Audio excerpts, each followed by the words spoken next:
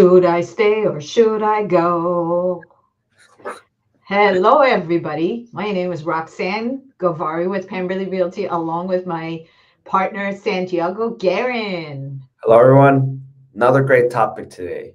How interest rates, really affect your buying power. And we got an expert here, 25 years. So let's get right to it. So let's talk about it, and let's talk about the cost of buying or cost of waiting, right? Because that's the question. That's Okay. why I started my opening line with "Should I stay or should I go?" Which basically means should I buy or should I wait, right? Yeah. Yeah. Okay, so number one, if you think about it, it's not really about interest rates, but it's about your monthly payment, right? Yeah. Let me ask you, I'm gonna be pressuring you, and I'm gonna say, Santi, it's really time to buy. Yeah. You cannot afford to wait any longer. This is the right time for you to buy. What would you Okay. say to me if I told you that? What would you say to me? I would first ask if I can get a comparison between now and if I wait, you know.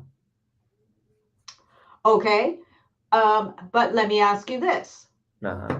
Does it really matter? Does it really matter what does it if you're a buyer, what matters to you the most?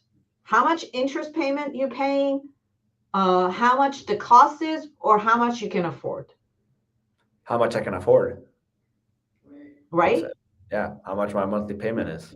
How much your monthly payment is. Yeah. Exactly. So that is always the most important thing that buyers need to focus on. Hmm. How much monthly payment they have to pay, and how much they can afford. And then based on how much they can afford, then look at, okay, this is how much I can pay per month. Now let's go and see what I can get for that money.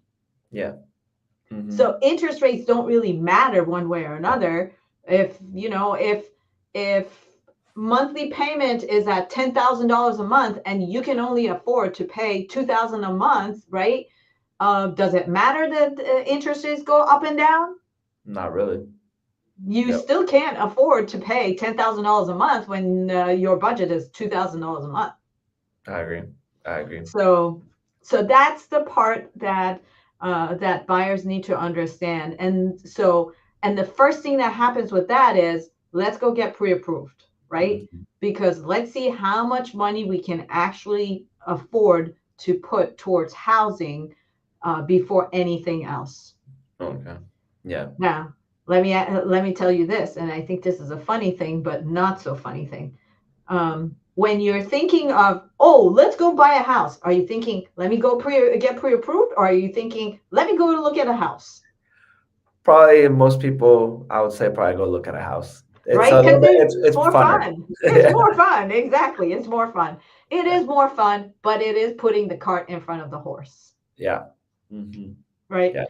So you always want to get pre-approved first, and then you want to get into actually going and house hunting.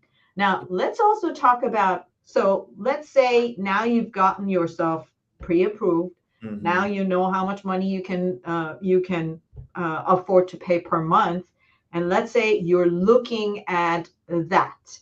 And so at that point, then when you get yourself to that point, then let's see if 1% can make a difference or not, Yeah. right? So let's say you're borrowing $200,000, right? Hmm. So your payment at the, let's say for simplicity reasons, is 10% interest rate, Yeah. right? So how much is your payment going to be per month? Of 200,000, Yeah, like 10% of that would be 20,000. exactly. Exactly. Hmm. So divide that by 12 months. Let's get a calculator so that we Would be a can little bit over $1,000 right. between probably like 1.5. You know. 1,500. I would say around that ballpark. 20,000 divided by 12, so 1666 is your payment. Okay. Now let's say you go from 10% to 9%. Okay, so $200,000 times 9% is $18,000 divided by 12. Now your payment is at $1,500 per month. Mm-hmm. So before your payment was at 1666, now your payment has come down to 1,500 per month. Yeah. So let me ask you this. Mm-hmm. If you were able to pay 1,600 before, is that going to basically change your mind in terms of buying or not buying if your payment now comes down to 1,500 a month? Not a big difference. Not a big difference. Yeah. So that's where I think when people get hung up on interest rate, they have something in their heads that they're thinking, oh, interest rate makes such a big difference. And I'm not saying that it doesn't, right? But you don't want to put your life plans on hold based on $100 per month. Yeah. I mean, and missing out on the right home for you, right? I mean, Exactly. let's say you find the home that you were looking for. I mean, it fits everything. You're able to afford it now, but sitting and waiting because you want, a little bit. $100 per month savings. Yeah. Yeah. You'll miss out on that. So remember, I think last year we had a client that came across this great opportunity to get a house in their desired neighborhood for $850,000, which was within their price range, right? Yeah. And they were thinking, should I stay or should I go? Right, basically saying, oh, but it's a lot of money and it's very scary, and getting into home ownership, and the home was an older home, and so they were thinking, oh, do I really want to take this on? And since everything basically checked off, and also with us basically having this conversation with them, they went ahead and purchased the house, right? And I was just talking to them a couple of days ago because they were at 7.25% interest rate when they got into the house, and now we're at like almost at 5.99, or we were just about 10 days ago. So that's a savings of over 1%. So for them now, that's a great place to be because they're already in the home that they wanted, and they don't have to compete with a whole bunch of buyers, and they get to refinance and make their payments much more affordable without having to, scramble a whole lot to, get in. I mean, now that they're used to paying, that higher payment per month, doing that refinance is only going to be beneficial. Exactly. And they're going to be like, woohoo, let's go buy a car now or something. Yeah. Now, the other thing that people don't realize is that interest rates and prices don't always go hand in hand. Mm-hmm. I think that's a really important point that a lot of people miss, that if interest rate drops, prices don't necessarily drop with it. It's usually working like this, right? So interest rates drop, prices go up, and prices go down, interest rate goes up, and this is usually how things work. So if you're sitting as a buyer and thinking, I'm going to keep waiting because interest rates are too high, well, if interest rates come down, then you're going to pay more for the home. Yeah. Mm-hmm. Right? Because as things become more affordable, as interest rates come down, things become more affordable. Now the demand is going to be higher, therefore the prices are going to go higher. Yeah.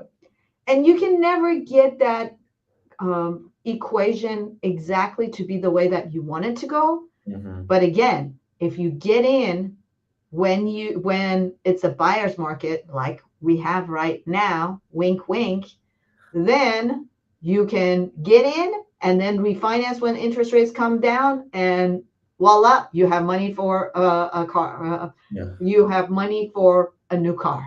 Yeah. Very well said. Well said. Yeah. Okay. Let's see what else. What else about this that are important points that we need to discuss? So when you get in and when you actually buy, now you basically now you paid what you were going to pay, right? Yeah. Mm-hmm.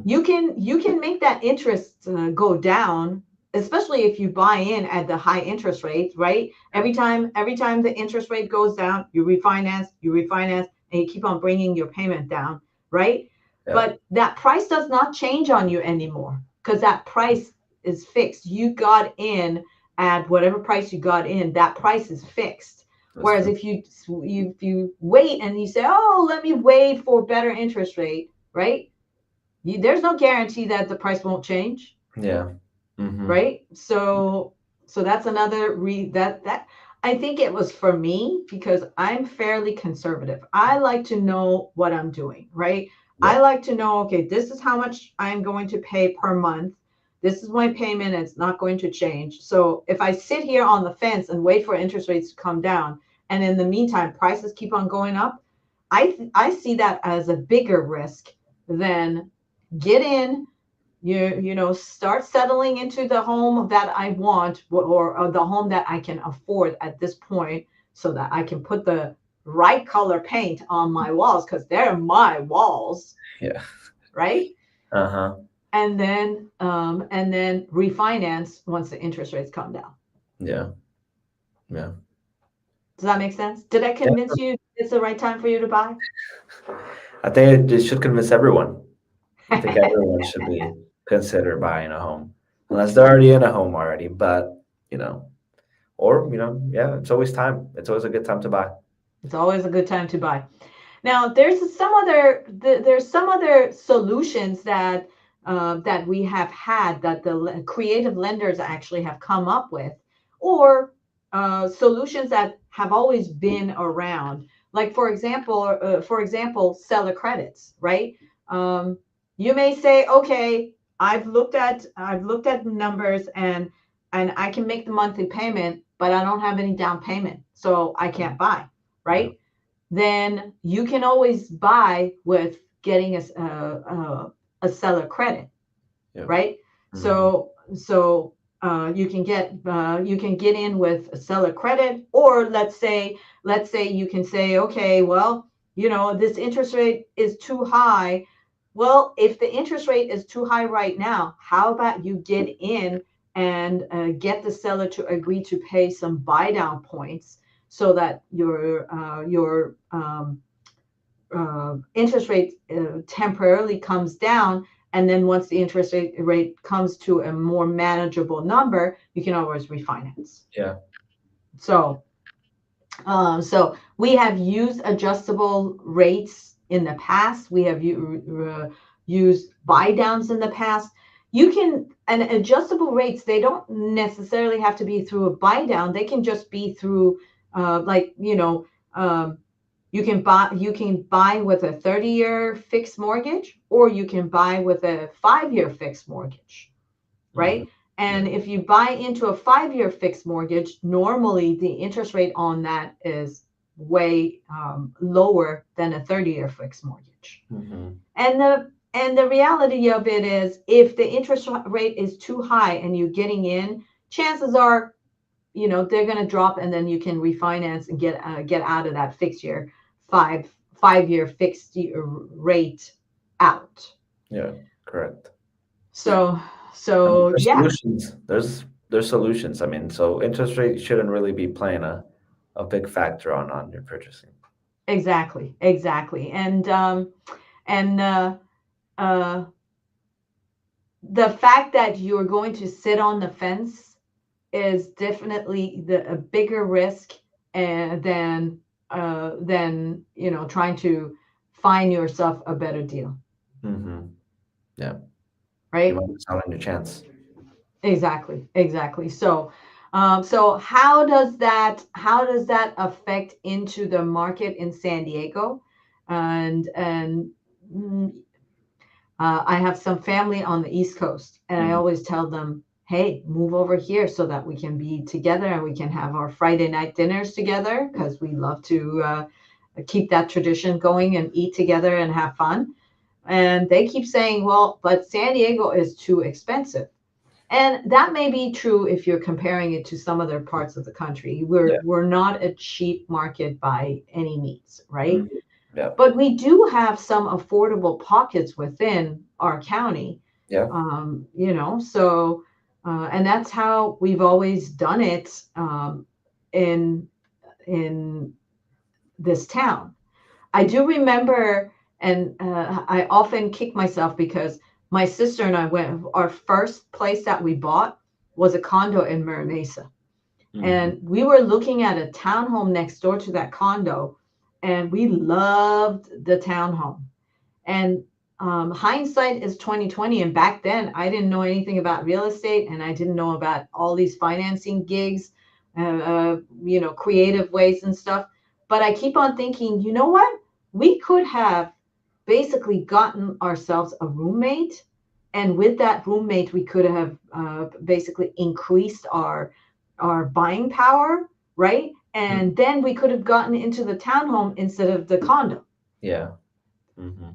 and it would have been a much nicer place to buy, and would have been a much nicer place to own in the long run, right?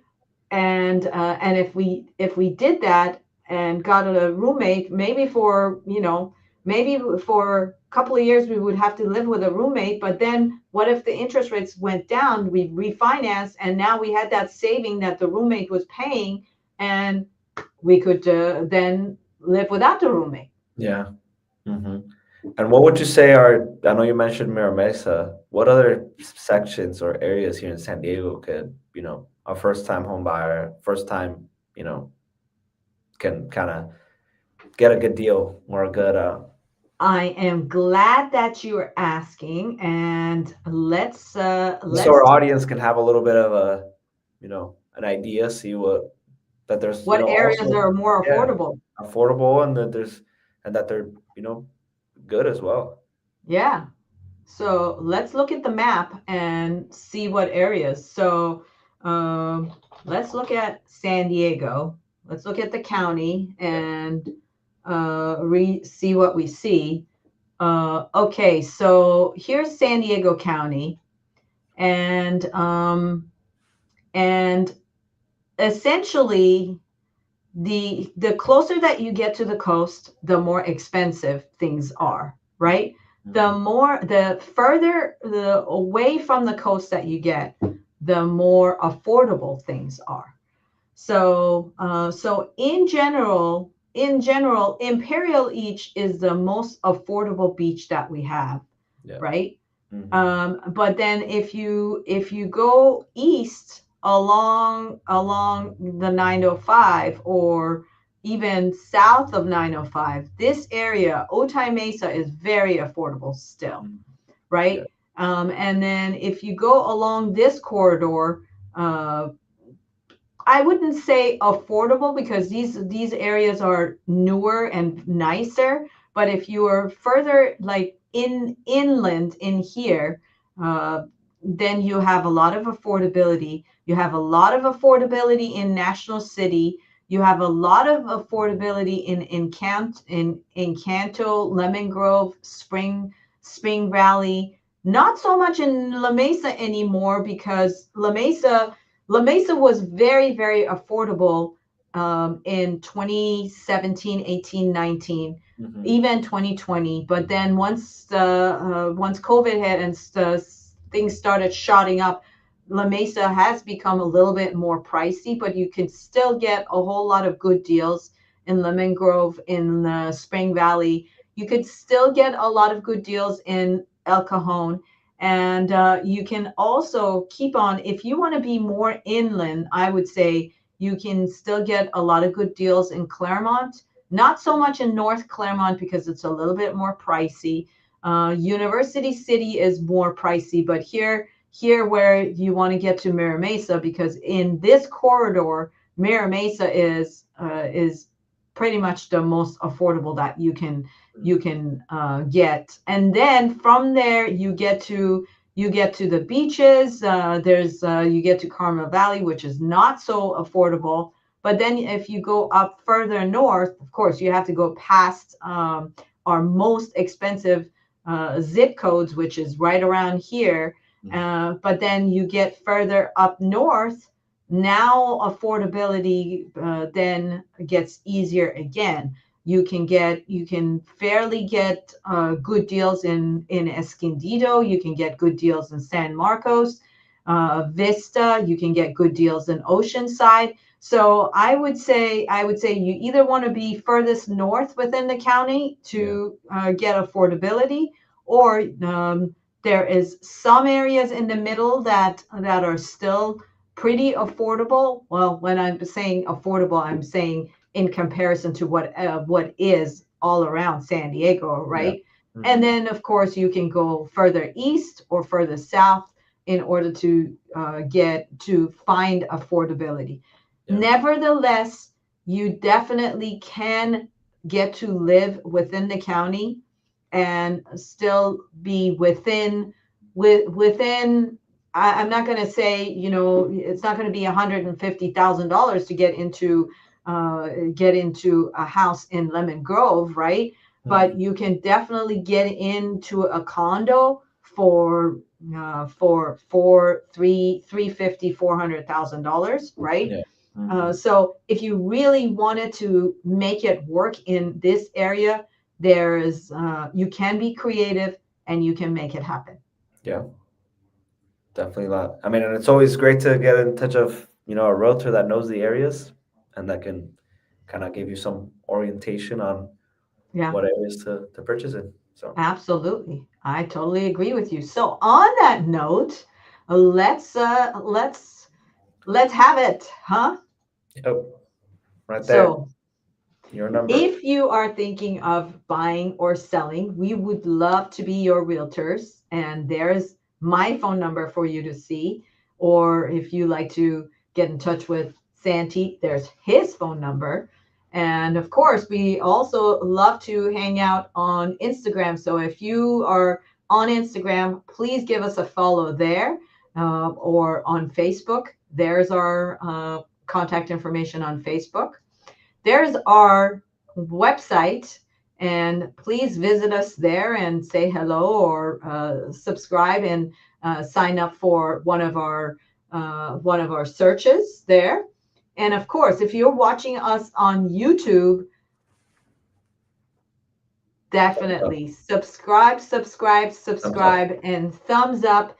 We want to make sure that we get feedback from you. We want to make sure that we bring you value. And if there's any topic that you like us to discuss, we would love to hear from you. So give us a thumbs up and subscribe, and we will see you soon. And remember, we sell real estate anywhere in the country, so it doesn't necessarily have to be San Diego. We have our partners all across the U.S. Just give us a holler, and we will be your go-to realtors, and we would love to do that.